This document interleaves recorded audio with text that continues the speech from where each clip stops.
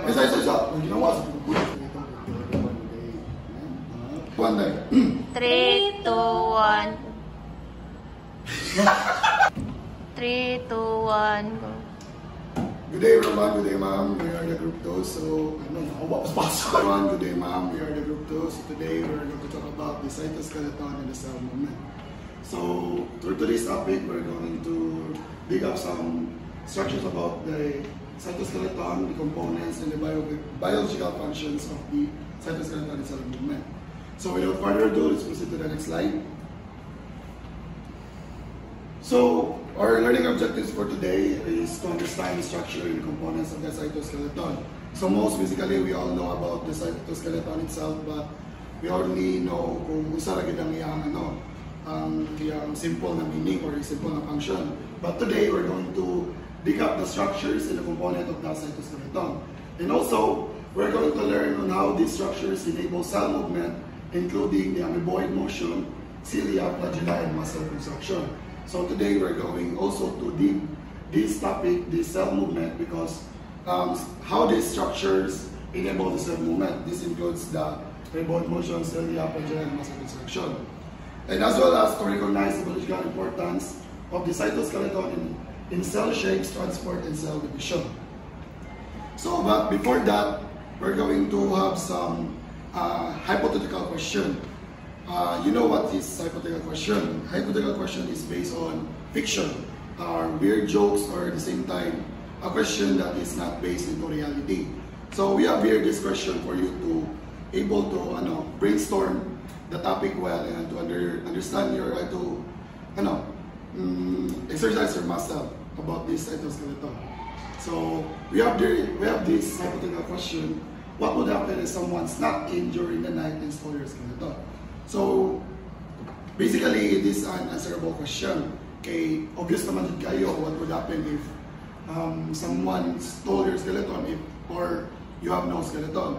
So, if you are going to dig up this question, so maybe if you're going to discuss this, for me, if your skeleton has been stolen, your body you are going to collapse and like a jelly. Because we all know that skeleton help us to shape, support our body, at the same time help us to stand. The only reason why we are here at the classroom and the reason why we are able to stand, walk, and run, it's because of the help of skeleton. Basically, skeleton manggod, it's one of the foundations of our body. Kay dili mo ta kalihok if wala tayo skeleton. And as well as dili po ta ka buhat sa itong mga buhaton kung wala tayo skeleton because it helps us to support. And also, the skeleton itself helps our body to protect our organs. Most basically, one of the reasons why skeleton is needed to our body, the reason is to protect. Now, what are those skeleton protected? Those are the organs. Like for example, the ribs, which protect our lungs and heart. And also our brain that protects the skull that protected it. So that's it. In reality, if you're going to answer this in a short answer, it's basically we are going to die because if we have no skeleton in our body and wala yung makaprotect sa tuwa, then dili mo pa mabuhay if wala tayong skeleton. So you're probably wondering why we ask you this question or why we ask this hypothetical question. It's easily because it is related to our topic we're going to discuss right now. So first, we're going to talk about the cytoskeleton. So what is cytoskeleton? It is a dynamic network of protein filaments inside a cell. Protein filaments means one. This cytoskeleton is made up of protein fibers. And it is dynamic, it's because it can grow, it can shrink, and at the same time, it can regenerate. It depends on the cell needs.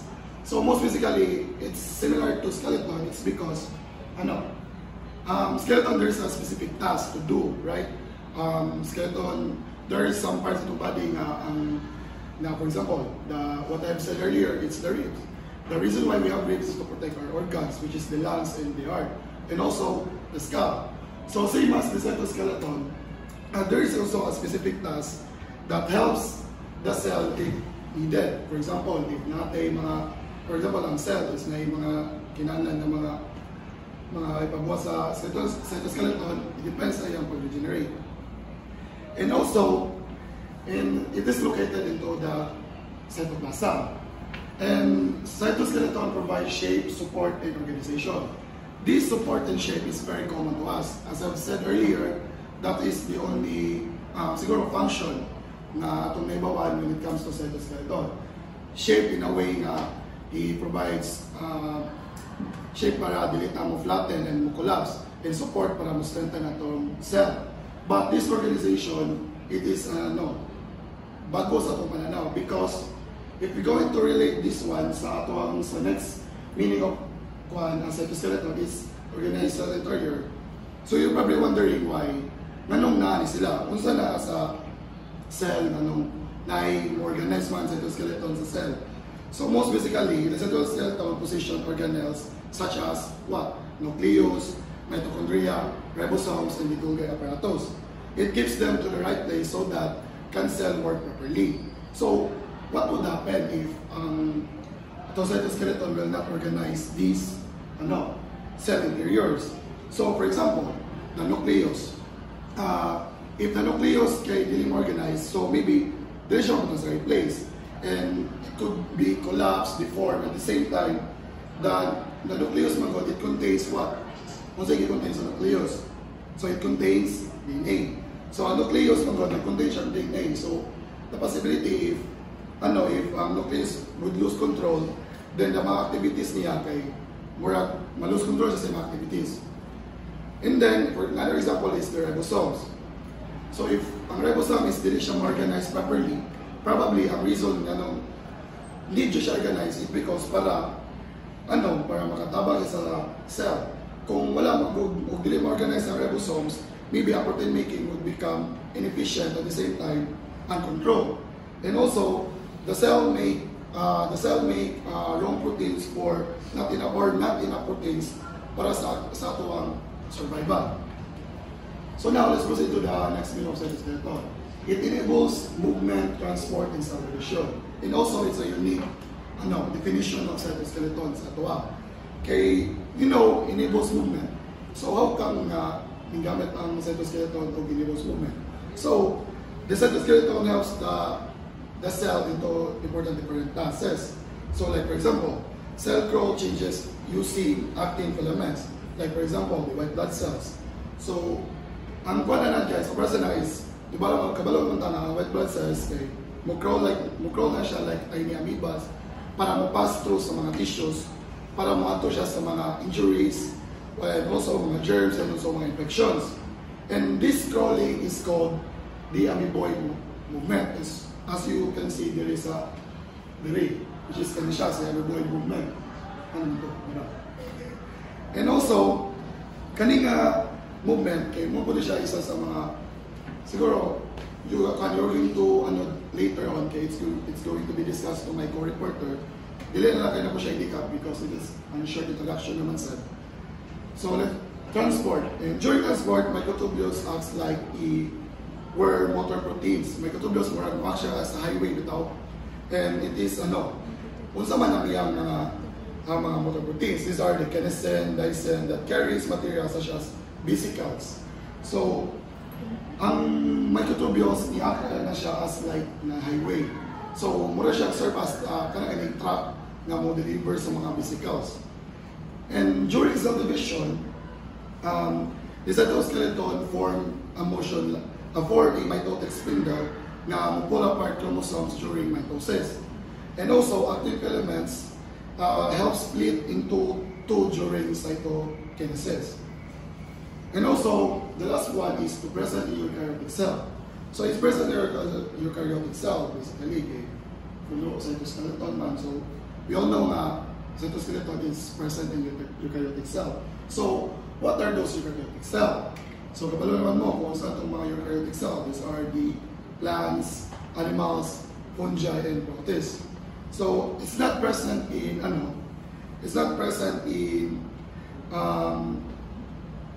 prokaryotes like bacteria in the same complex form.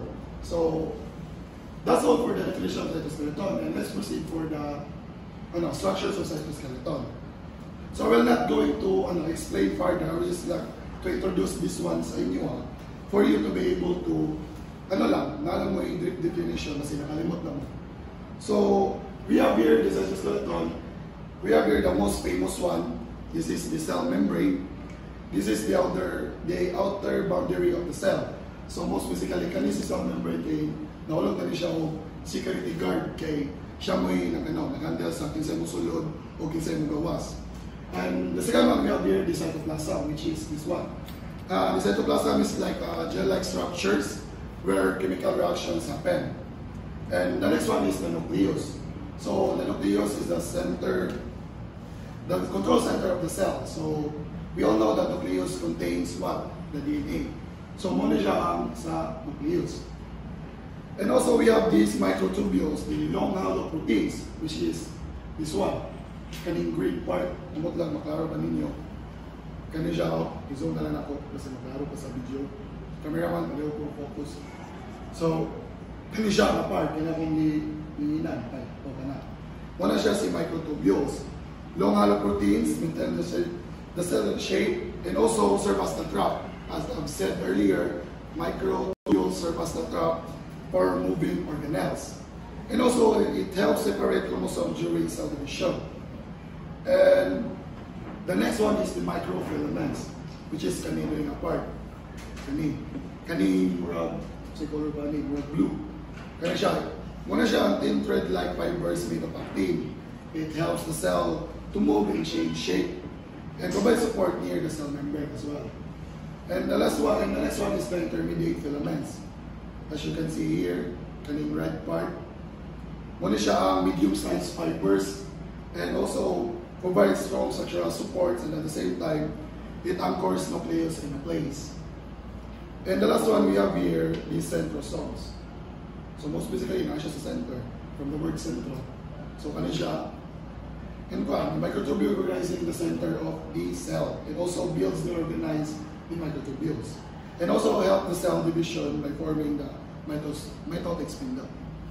And that's all for these slides, and for you to understand further for our discussion, I will move you to my co-reporter for another discussion into deep discussing about this topic. 2, 1, go. 2, 1, go. So as we all thought, 1, go. So as we all thought, cytoskeleton is just for cell shape, but in this discussion, we will gonna know that there are differences of cytoskeleton in both plants and animal cells. So number one is the presence of centrioles. Animal cells have centrioles within the centrosome, which organize microtubules during cell division. But in plant cells, there are lack of centrioles. Spindle fibers form without them. And number two is the role in cell shape. Animal cells, cytoskeleton is the primary structure maintaining cell shape and flexibility. However, in plant cells, cell wall provides rigidity, so the cytoskeleton plays a secondary role in cell shape. And number three is the motility structures. Animal cells, cytoskeleton supports cilia and flagella for movement. But in plant cells, they are generally immobile, so these structures are absent. Number four is the cytoplasmic streaming, meaning these are the fluids, this is the movement of fluids inside the cell, specifically in the cytoplasm, which distributes nutrients all over the cell. So the plant cells are prominent of this cytoplasmic streaming because they have actin filaments drug streaming to distribute nutrients. Animal cells are less pronounced of this cytoplasmic streaming.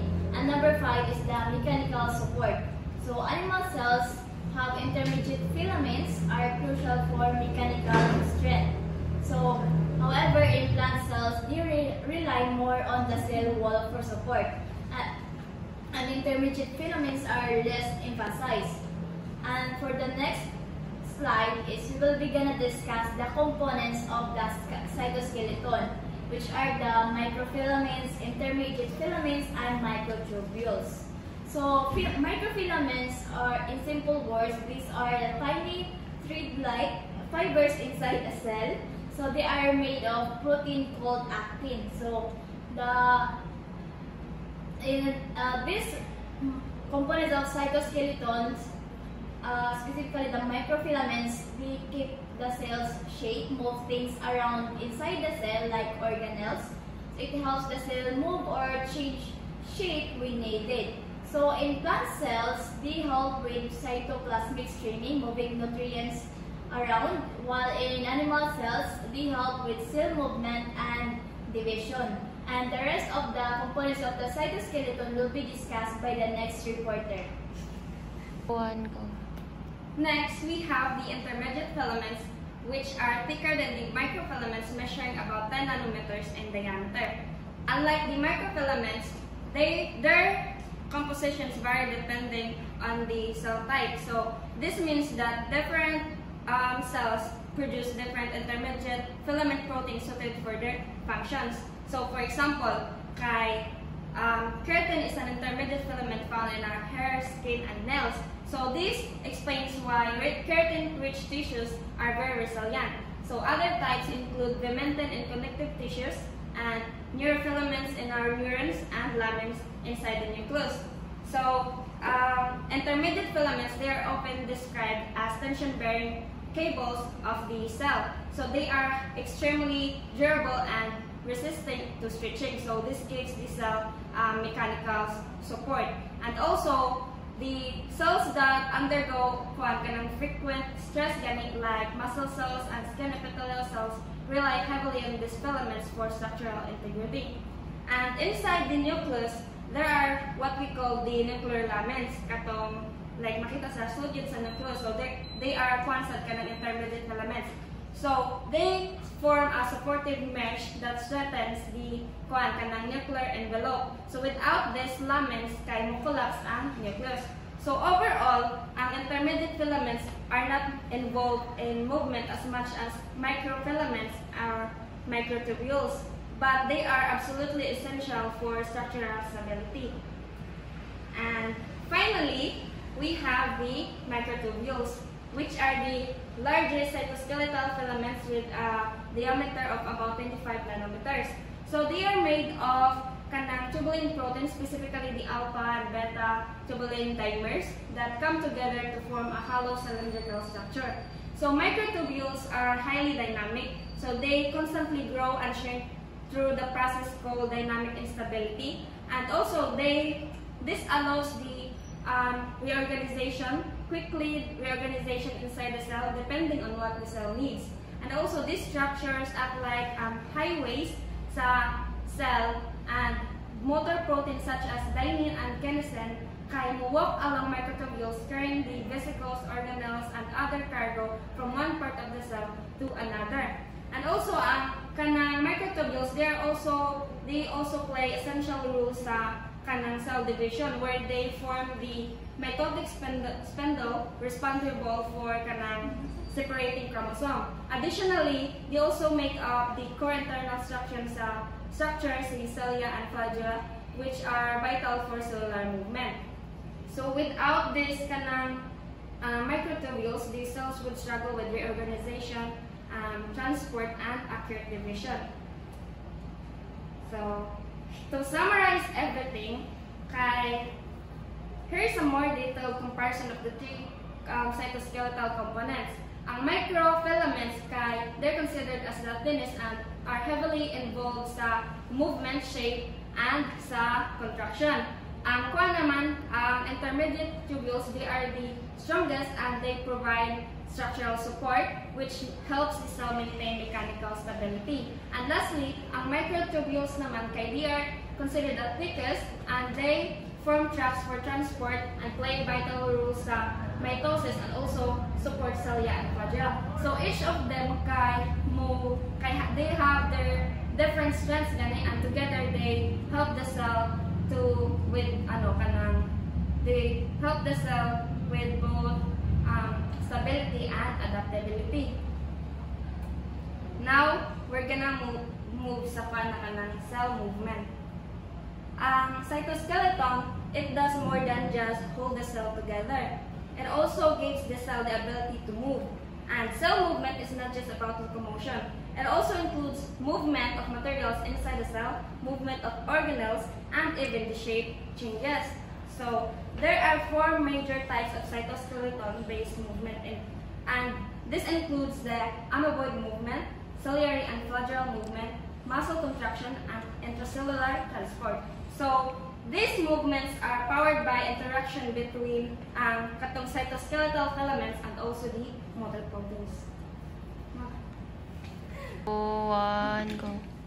So now we are going to move down to the cell movement, which occurs in 4 forms.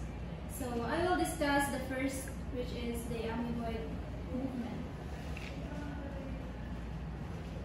So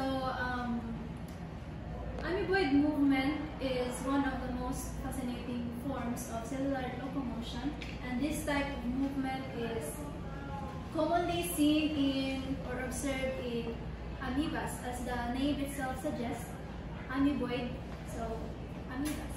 But it is also important in certain human cells, such as the macrophages and the white blood cells, especially in responding to inflammation or infections.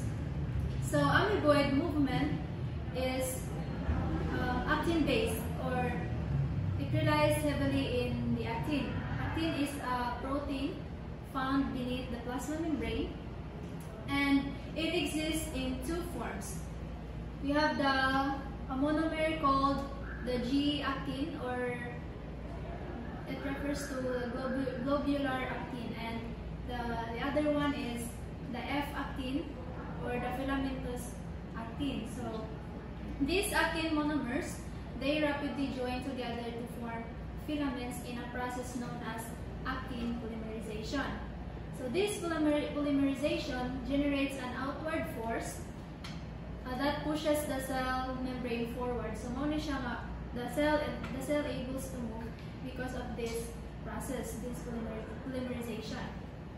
So as the membrane is pushed forward or outward, the cell forms temporary extensions called pseudopodia, or the false feet. So kanina pseudopodia, these act like feet that reach out in the direction of movement. So they are important for crawling, exploring the environment, and engulfing particles during phagocytosis. So here, to further explain the process, while the front of the cell extends, the rear end, or the back part of the cell, contracts. So this contraction happens due to the interaction of actin filaments with myosin.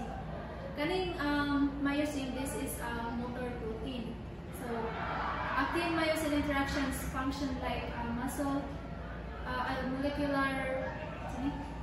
molecular muscle inside the cell. So as myosin pulls on the actin network, the back of the cell is drawn forward. So muna siya nga, the cell is able to move kay kanang as the front man mo expand siya, mo stretch siya, so through the actin-myosin interaction, ang likod sa cell is makamove po siya forward. So muna there is movement.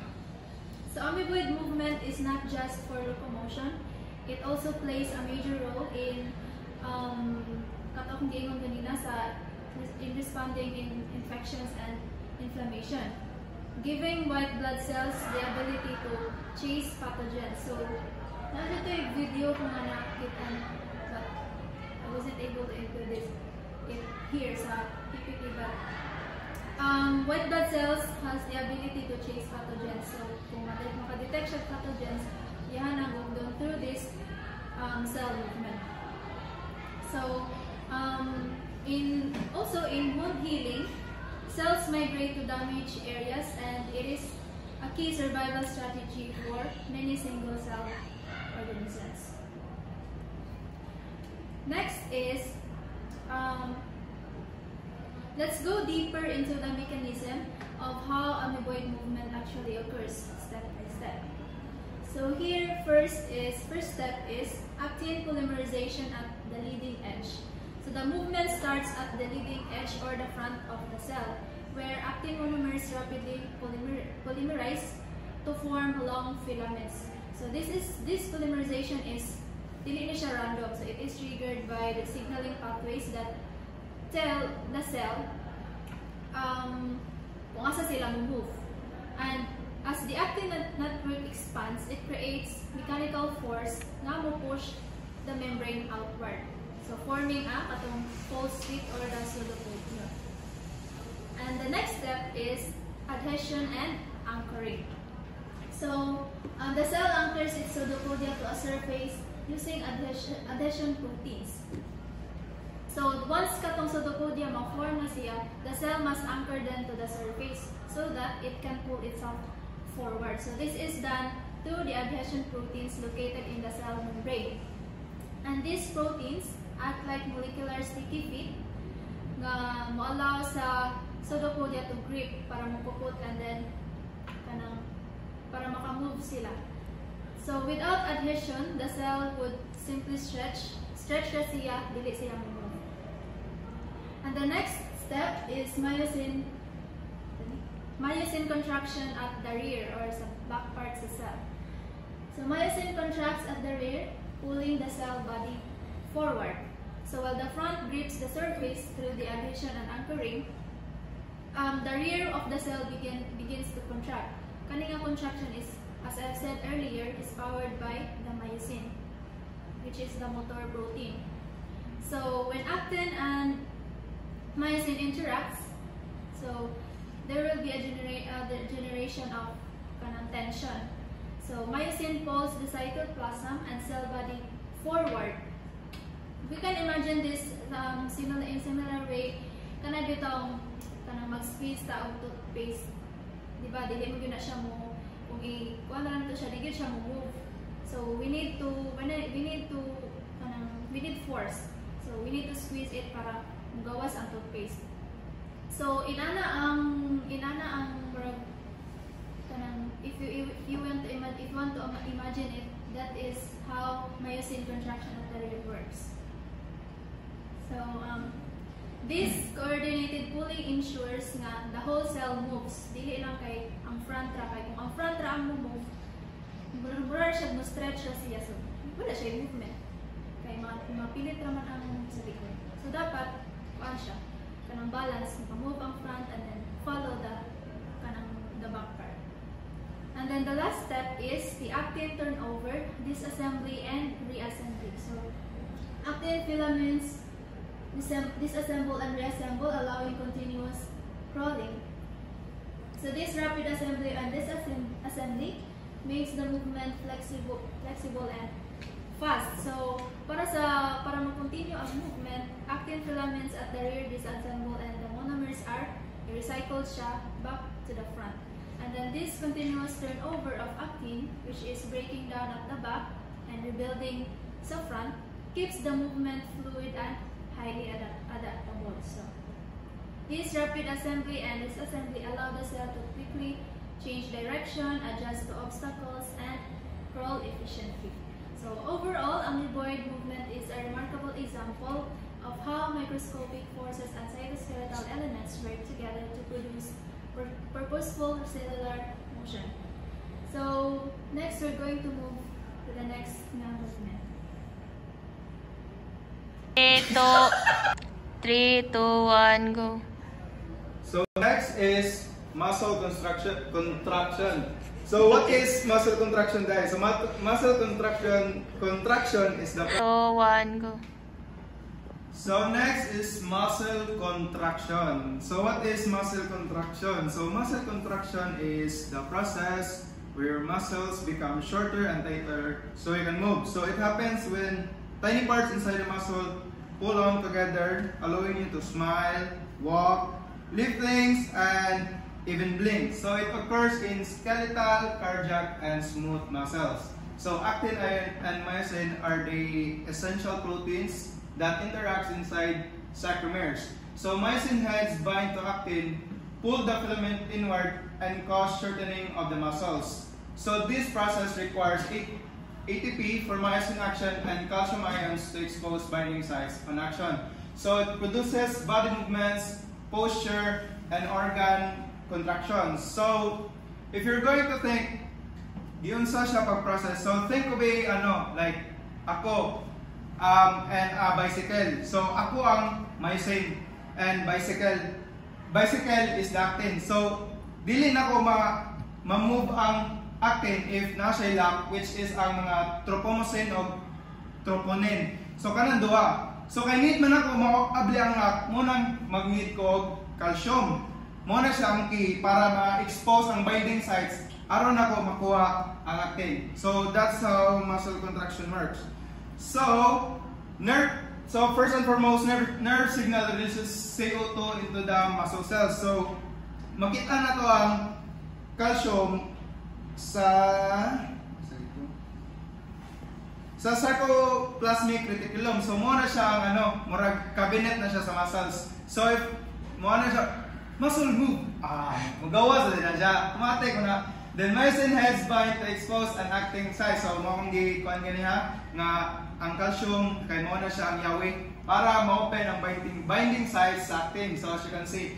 So after if interact na silang duha sa myosin ug actin, mag-need na gina siya ATP. So mag-send na rin siya ATP use para i-pull na tong actin inward. Then sarcomere shortens, then muscle contracts.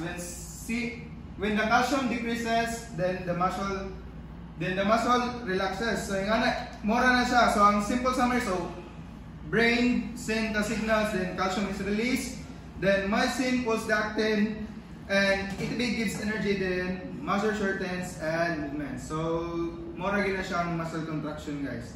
So next is intracellular transport. So transport of cargo inside the cell using a cytoskeleton.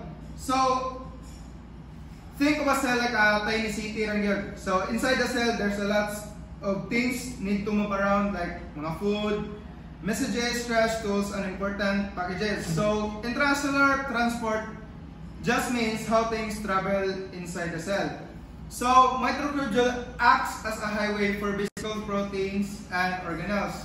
Motor proteins, the kinesin, moves cargo towards the plus end, and dynein moves the cargo towards the minus end. So ang kinin kay siya ang mupol outside sa cell, and ang dynein kay siya makasulod, siya mo'y mupol padung sa tunga sa cell.